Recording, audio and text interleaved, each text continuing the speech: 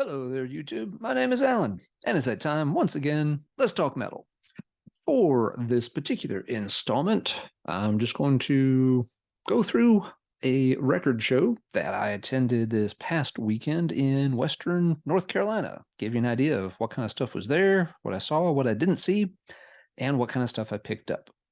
So, record show was in late June. This video probably won't come out for a week or two after the show's already occurred in a little town called Clemens. It's right along the I-40 corridor for folks who are familiar with that area, kind of close to Winston-Salem's the first big city. It's put on by a couple. They've been doing record shows around North Carolina for decades, quite literally. I've known these people since the 1990s, maybe even the late 80s. So yeah, they've always been, dealing with record shows at, indoor flea markets, and about every 4 to 6 months, they put on a record show in this town of Clemens. It draws from cities across North Carolina. It's close enough that folks like from Atlanta and some areas can also come up to set up. So they actually usually have a pretty good turnout for it.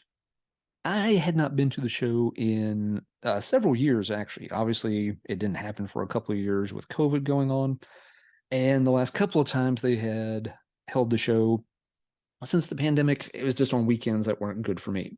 It's a solid 2.5 hour drive. It's actually probably can't quite do it in 2.5 unless traffic is perfect and you really fly. So yeah, it's 5 hours round trip. It's not that far, but it's also not right next door. So it's not something I can cram into a weekend if I've already got other stuff going on. It often does, however, have a decent number of metal dealers who will set up. So when I go, it's usually worth my time and I can usually find some pretty cool stuff. This particular outing, things lined up nicely. The weekend was really quiet. So I thought, you know what? I want to pack up, head out, and go see what I can get into. So I got there about 30 minutes after the show opened up. It opened at 10. I wanted to be there a little sooner, but again, it takes a while to get going and traffic can be a thing. But so got there, 30 minutes after they opened the doors, admissions free. Pretty busy. All the table spaces were sold. That's a good sign. Sometimes they are, sometimes there's a few empty tables, but all the tables were full this time. Foot traffic was definitely very steady. I'd say busy, not like jam packed. You had room to move around and walk in the aisles easily, but there are always people milling around at all the boxes too. So pretty good turnout, I'd say.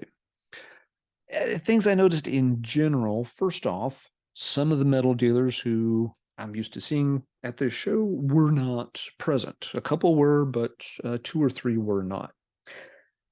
Unfortunate, didn't surprise me a whole lot because, again, I've missed this show for a few years.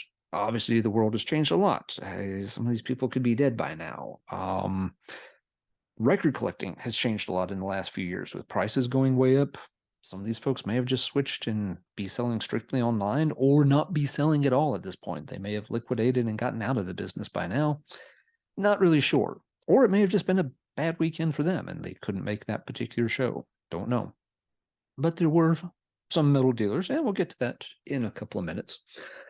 Other trends I noticed, there were a lot of people there set up just selling like, $2 for any album. So kind of stuff you'd think of maybe is more like flea market level records, where it's just like, any record in these boxes, $2 each. Any record in these boxes, $5 each. Doesn't mean they're bad records, doesn't mean they're in bad shape, but not a lot of time or effort put into sorting stuff out, a lot of them not sleeved. So yeah, you have to do a lot of digging in those kind of boxes to find very much. Not easy going, and definitely not good prospects for stuff like heavy metal or other, more underground or obscure genres of music. A lot of that stuff's going to be pretty, contemporary, top 40, mass-produced kind of stuff. And there were a lot of tables that were just filled with those kind of boxes. So yeah, a little bit of a bummer there. There's some people with different memorabilia. There's always folks that have, old Kiss stuff and, Led Zeppelin stuff, things like that. A few oldies, kind of, golden oldies type dealers. those are definitely getting fewer and fewer as the years go on. That's kind of a much smaller part of the record shows than they would have been 20 or 30 years ago, which, makes sense. There's not a lot of folks still collecting that kind of stuff. Very few CDs. In a lot of cases, maybe every, second or third person would have like, a box of CDs out on the table, and you could tell it was kind of just an afterthought. I don't think there was anybody at all specializing in CDs or cassettes or video stuff for that matter. All that was just kind of relegated to the edges of the tables. So this was very much far and away a vinyl show. People there buying ranged a lot in age. You had a lot of younger people there looking to buy records, and they were very much focused on many cases on those kind of cheaper boxes. You did have older people there too who were kind of zeroing in on more on the labeled boxes. Like, do you have any psych records? Let me flip specifically through those. Do you have any, AC/DC records? Let me flip specifically through those. You got any Floyd? Let's check that out. So yeah, kind of a big cross section of people in attendance and dealers as well, but everybody was selling vinyl and everybody was looking for vinyl. So what did I turn up at this? Well, walked in, like I said, at about 10:30, went to the first table, and the guy had a few metal things. He had the one and only CD I bought at the whole show, which was this. I've said famously many a time. Is it really famously? Let's be honest, it's not really famously. I have been on record, however, many times as saying that, this was not my favorite Metallica album, but it was my first heavy purchase as a kid. This and the Cult Sonic Temple, bought them on the same day in fall of '89. So yeah, those were my first heavy purchases. I've owned Justice 2 or 3 times over the years. I haven't had a copy in a very long time. It's sitting there for $4. It's like, you know what? This sick little monkey has $4 just burning a hole in his pocket. I will give that to put Justice back on the shelf. Sure, why not? So yes, that was the only CD I bought all weekend. I could have picked up 1 or 2 others here or there, but pretty slim pickings on the CD front. Got a couple of vinyl items from that same guy, but I'll get to those in a bit. I think they're at the bottom of the stack. Let's see, went to table number 2. It's like, okay, table number 1, I've got some metal. That's good. Let's see what's at table number 2. You went to nothing there, nothing there. They actually had, metal sections at these tables, but, pretty small, nothing spectacular. Third one in the row also had metal stuff, and this guy had some pretty decent stuff. He had a little bit of older vintage, 80s metal vinyl. And he also had a lot of more recent reissues of 90s stuff. So kind of an interesting combination. A couple of examples. He had all 3 of the first Ulver albums, but they were all reissues from like 2016, 2019. Looked nice, probably sounded nice, but they were more expensive than I want to pay. It's like, I'm not going to pay a whole lot for reissues that are only 5 or 6 years old on that kind of thing. On the other hand, he also had an original Hellhammer Apocalyptic Raids EP, so that's kind of cool. Not something you see at shows very often. Condition was a little not mint by any means, not totally beat up or anything. I wasn't really interested in it. Somebody did buy it before the day was over because I went back and looked at his table again later. That was definitely gone. So yeah, he had an interesting combination of stuff and chatted with him a little bit. He was an old time metalhead and did end up getting one thing from him. Bought an original copy of Overkill's Years of Decay.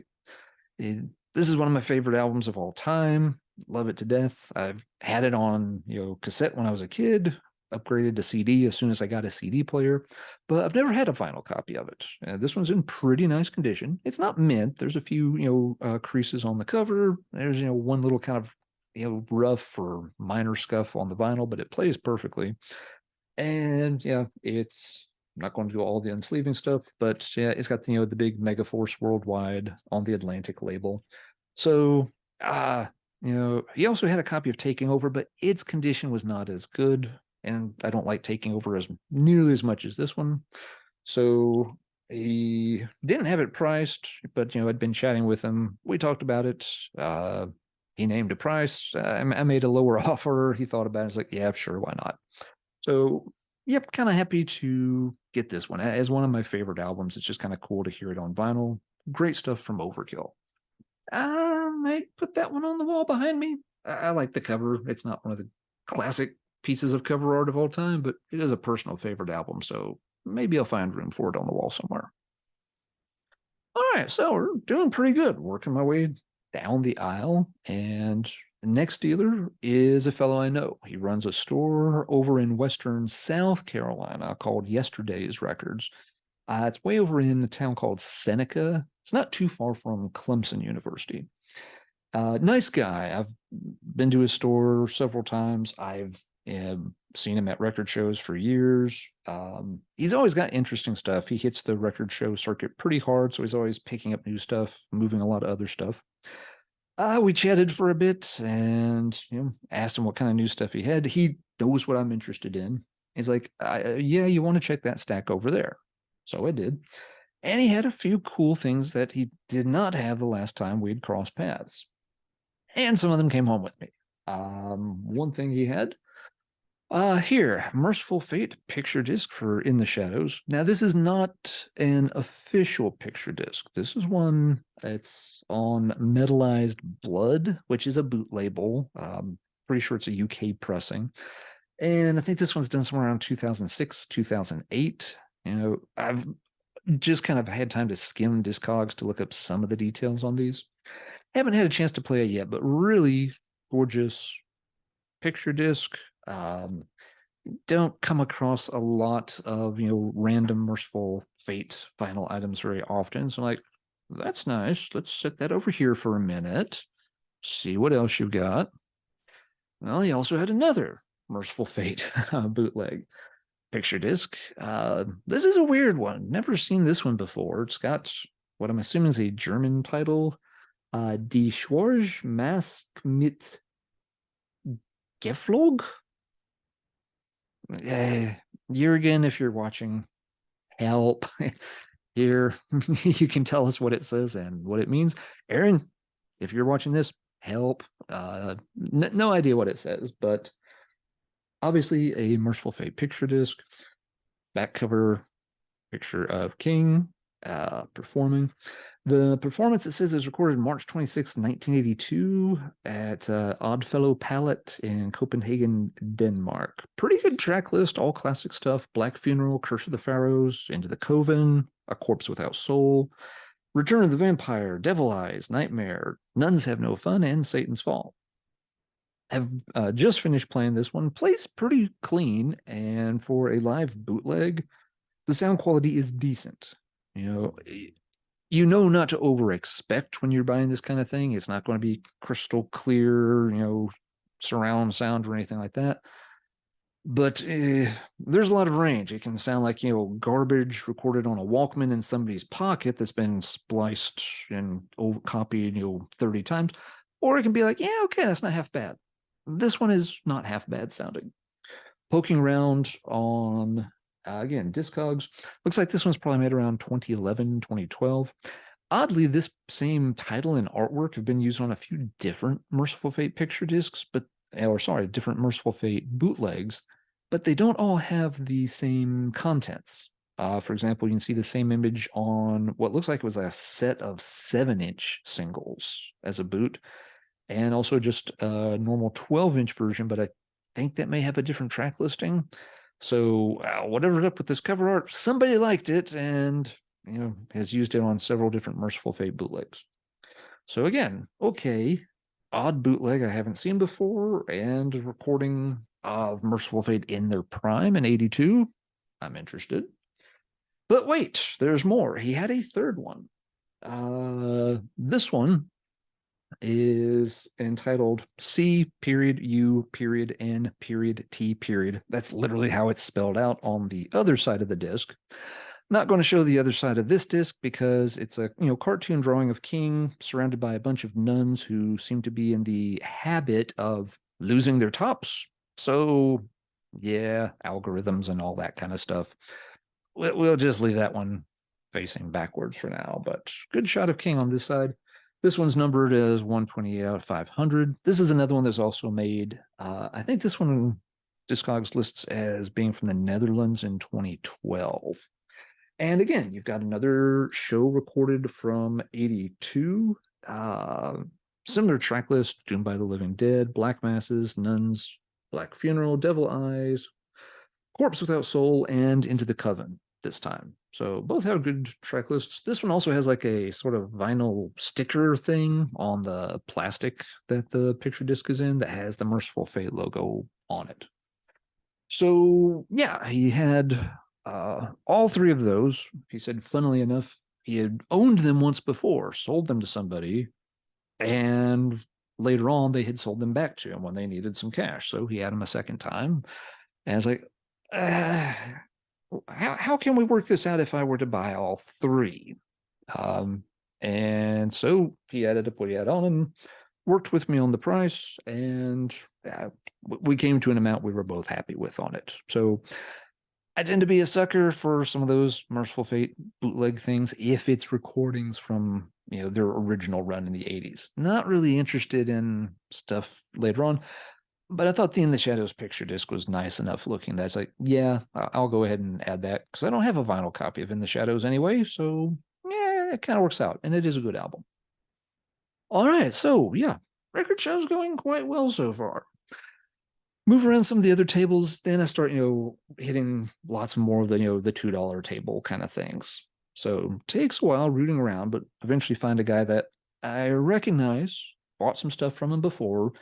He has a lot of singles, which some dealers have singles, some don't. A lot of times it's just unorganized junk from jukeboxes and stuff.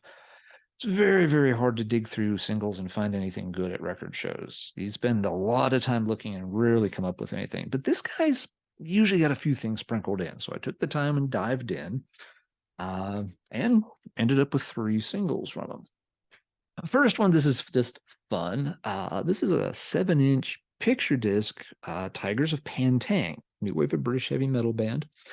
This is from around the time of their third album, which has this same kind of picture. Always liked this cover art with the giant tiger up on the building, swatting at the biplanes, kind of trying to pull a King Kong move on it. A picture of John Deverell, vocalist, on the back. So cool picture disc. This is not a rare item. This is not an expensive item. The guy wanted $10 for it. I gave him even less than that for it, and he was happy to sell it. One thing, besides just being his Tigers, is pretty mass produced. It also has as the lead side a cover of Love Potion number 9.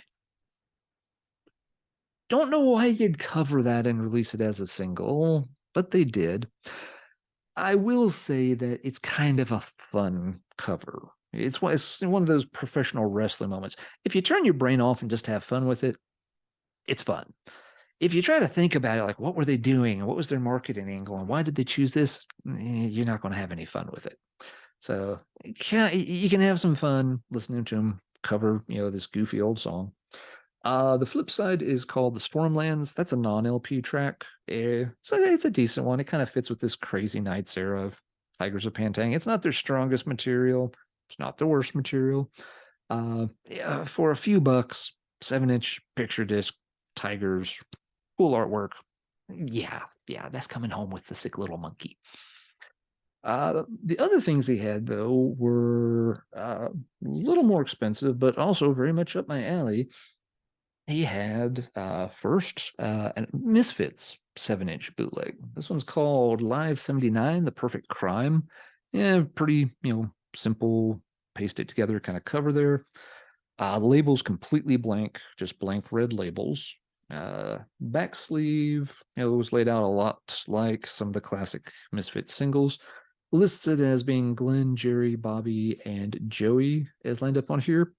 And the track list is Horror Business, Teenagers from Mars, and Children in Heat. So not bad songs. Horror Business, of course, is fun. Teenagers from Mars is fun. Children in Heat's never been my favorite vintage Misfits song. It's not terrible, but just wouldn't be anywhere near my, if I was to rank all the old Misfits songs, don't tempt me. That would be a nightmare. Children of Heat's not going to be anywhere near the top. But kind of like Mercyful Fate, I'm a bit of a sucker for Misfits bootlegs, especially older ones. And this one dates to the late 80s, about 88, maybe 89. So, okay, yeah, interested in that. And then he had another Misfits 7-inch bootleg. This one, cover art a little risque. So, yeah, whatever. This one, checked it out later. This was done on, you can also get it with a red picture sleeve, and also just a black and white pressing of the picture sleeve was done. Back shows, some different picture sleeves. Some of these are legit, some of them are not. So yeah, kind of a weird combination that would show some real picture sleeves, but a couple of these are things that maybe they're back cover images now that I'm thinking about it. I'm not sure what's up with it. Anyway, this one's got Spook City USA on it, which is not a track you see on many Misfits items at all. It's one that, essentially Glenn had done himself and more or less, released without working with the other guys very closely, shall we say. Then the other side's got Rat Fink, fun tune, and Children in Heat again. Womp womp. Again, not my favorite song. But yeah, another old late 80s Misfits 7-inch boot. So, once again, I had talked to the guy, have bought a few things from him before, asked him how much. He gave me a number. I gave him a lower number. We came to an agreement pretty quickly. I tend to always try to haggle with folks a little bit on it, but I also try not to drag it out forever. If we can come to a reasonable price pretty quick, yeah, I'm not going to fight you over $2 difference or something like that. The guy, interestingly, did have one rare US 7-inch independent kind of metal single. It's actually one from 79, so actually pre-80s. It's by a band called MFX. I don't think I've ever talked about it before. It's a pretty obscure single. It only really came to a lot of collectors' attention sometime in the past 10 years. I was amazed to see it in his stuff. I didn't buy it. I already have a copy of it. I didn't pull it out here. We'll save that for another time. Yeah, he had it tagged at $50, which would have been fair if I didn't have a copy of it already. It's more than I want to pay for a second copy just laying around because it's a really obscure single. Most folks are not going to know what it is. Yeah, a small quantity came to light in collector circles. Again, it's probably been 10 years or so ago at this point. So amazing to see it there. You just don't see those kind of singles around at record shows. If I see one per show, I'm pretty impressed. And that's the only one I saw at this show. So cool that he had it. Again, this guy's singles, it's worth the time it takes to flip through all the singles and see what he's got. All right. So, couple of items left to show. This goes back to that very first table I walked up to and where I got the Metallica CD from the guy. Again, was chatting to him right away. Friendly guy, right away. He's like, hey, if you see anything you want, let us know. Price tags are just suggestions. Kind of giving the impression that, he definitely wanted to move stuff out. And that's fair. Hey, that's what they're there to do is sell. That's wise. You've got an audience where you don't have to pack things or ship things or deal with PayPal fees. That's the time to sell. I'm always kind of surprised because some dealers will show up to shows like this and they want to stick to the price tags exactly. It's like, no, I'm not cutting this a bit. I've got hotels and food to pay for. It's like, yeah, okay, but you want to sell your record or not? Because if you don't help me at all on the price, I'm probably going to walk, and then you're not making any of your money back. But this guy was very friendly and willing to sell. As I looked through the CDs, I had noticed he had some vinyl boxes there, and they looked kind of random. But one of the boxes was kind of flipped to the middle, and there was a Ghost LP sitting there. Yay! I don't care about Ghost, but I'm like, well, okay. There's something heavy in that box. That means there may be other heavy things in the box. I flipped through it, and it's kind of a weird mishmash of stuff. And in chatting with the guy, he mentioned that, it was something that a friend or family member, had, come across, records somewhere. And since, he dealt with records some, they kind of picked them up and given them to him. So it was kind of, yeah, just kind of a bit of a, mishmash of stuff. For example, there was like a Loudness record. There was a couple of, Guns N' Roses albums. There was, one or two Ghost albums. So some of it was newer stuff, some of it was older stuff, some of it was reissue stuff. A real mixed bag. Uh, there were two things though that caught my attention pretty quickly. Let's see. One of them, well, both of these will be very familiar to folks. First one was this. This is not a reissue. This is an old Combat Relativity pressing. There it is. And it's the gatefold pressing. So, ta-da, opens right up. Pretty clean copy on the cover too. There's one little problem with it. There is a tear right here on the back cover. You can see it's about the width of my fingernail. Very obvious. While it says Combat on the back cover, the labels are not combat labels. It's got the Relativity R on these kind of really weird orange and green labels. So I'm like, didn't expect to see that here today. I've got a CD of that. Don't have that on vinyl. We might have to do something about that. And right behind it, excuse me, in the same box was this. Never had a final copy of this. I had a chance to buy it 31 years ago at a library sale of all things. I bought a huge stack of records that day, and I didn't have the extra $5 to also get the copy of Possessed. Most of the records at the library sale were $1 each. For some reason, they wanted $5 for the Possessed album. I was like, I don't have another $5, and probably rather have these 5 $1 albums than that one $5 album. Okay, so it wasn't the best decision in the long term, but the $1 albums were pretty good stuff too. But anyway, this one, yeah, checked it out. This is, this is not a reissue or anything. This is a gray Combat label. Yep. Now, I believe the very first pressing is on green Combat labels, but this one also was made in '85. The cover and disc both have 1985 copyrights. It was repressed again in 1986, and sometimes they're mismatched where like the cover says 85 and the disc says 86. Album and disc both say 85 here. There's a goofy misspelling on the spine of these early presses where it's called 7 Kirches because they left the first H out of church. Just one of those kind of weird random things. And it has, 7 Churches is on the cover in embossed lettering, black on black, but kind of cool that it's got, the embossing there. So I was like, okay, we got 2 the earliest death metal vinyl items here in this random box, sitting, like 5 albums behind a Ghost album. Life's funny sometimes. So yeah, again, talk to the guys like, how much for these 2 and the Metallica CD? The Metallica CD is really an afterthought at this point, but I figured, we'll throw it in.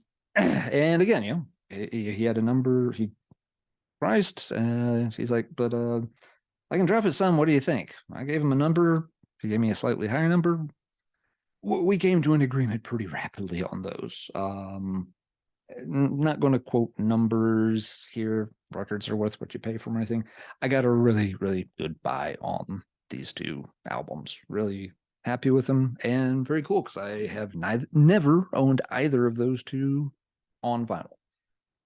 That was it for the show. There was always, of course, 1 or 2 more things I could have picked up, but at this point, I'd spent a reasonable amount of money.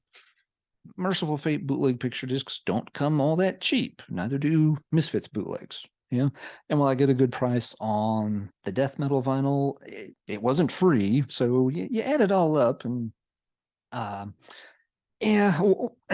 it's already begging for mercy, already been at the show at this point. 2.5 or so hours. I've got a 2.5 hour drive back.